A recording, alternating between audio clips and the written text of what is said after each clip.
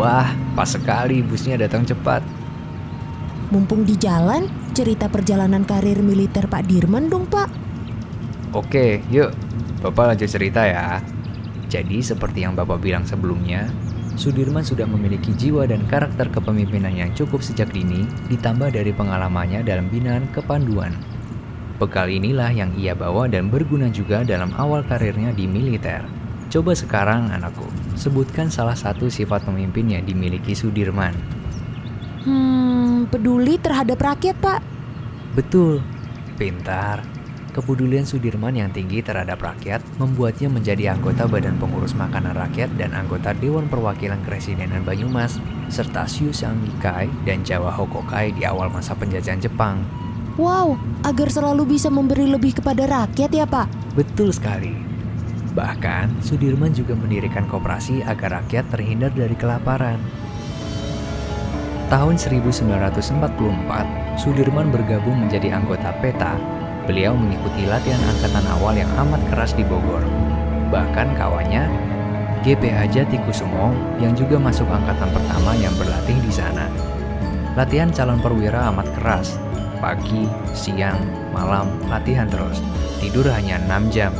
Mana saat itu musim hujan, harusnya latihan untuk 6 bulan, tapi entah kenapa hanya dilangsungkan 3 bulan.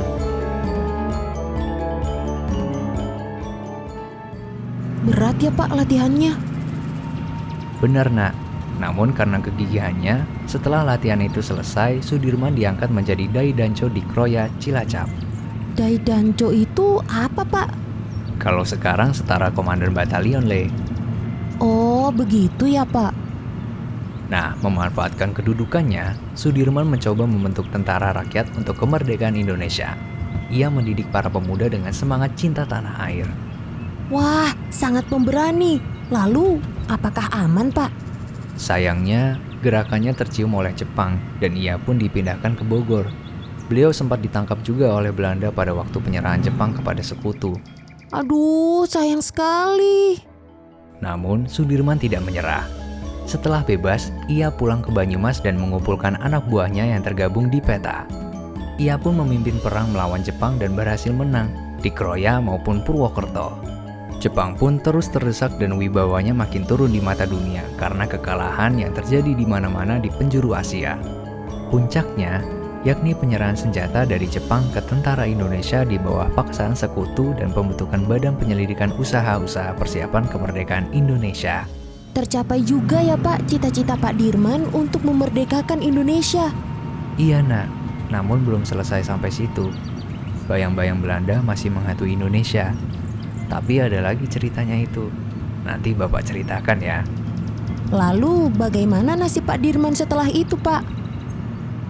Berkat keterampilannya dalam memimpin perang-perang yang berhasil memukul mundur Jepang, ia diangkat menjadi pemimpin di Badan Keamanan Rakyat pada 22 Agustus 1945. Kemudian dijadikan juga Komandan Resimen Tentara Keamanan Rakyat atau TKR Purwokerto. Wah, hebat dan cocok sekali. Betul nak, setuju. Tidak hanya itu loh, pada saat konferensi TKR di Markas Tinggi Godokusuma tanggal 12 November 1945, beliau terpilih menjadi Panglima Besar Angkatan Perang Republik Indonesia. Wah, muda dan berbakat sekali Pak Dirman ya, Pak.